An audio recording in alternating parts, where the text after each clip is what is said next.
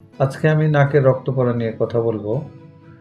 নাকের একদিক থেকেও রক্ত আসতে পারে, দুদিক থেকেও রক্ত আসতে পারে। কখনো কম আসে, কখনো বেশি আসে। বাচ্চাদের বেশি হয়।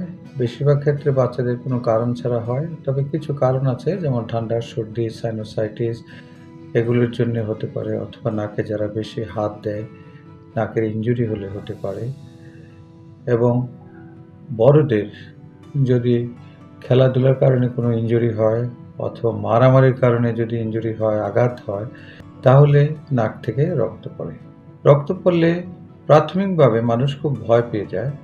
অনেকে আছে আতঙ্কিত হয়, কারো মাথা ঘুরে যায়, কেউ শুয়ে পড়ে। ভয় না পেয়ে সেই ক্ষেত্রে আপনারা কি করবেন, নাকটা ভালো করে ১০ মিনিট এভাবে চেপে ধরে রাখবেন। এইভাবে চেপে ধরলে মুখে রক্ত যেতে পারে নাকের পিছন দিয়ে, সেই ক্ষেত্রে কুলি করতে বলবেন। যদি ঠান্ডা পানি বা যদি বরফ পান, সে কাপড় ভিজিয়ে সে বরফ বা ঠান্ডা পানি দিয়ে এখানে চাপ দিতে পারেন।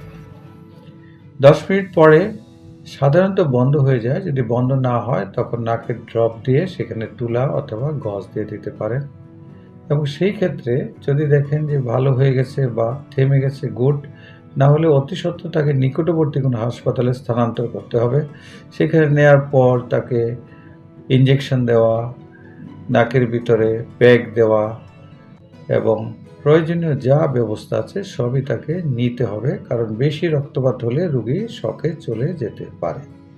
তাহলে দেখা যাচ্ছে যে নাক থেকে যখন রক্ত আসে তখন ভয় না পেয়ে তাকে প্রাথমিক চিকিৎসা নিতে হবে। প্রাথমিক চিকিৎসায় অনেকে ভালো হয়ে যান।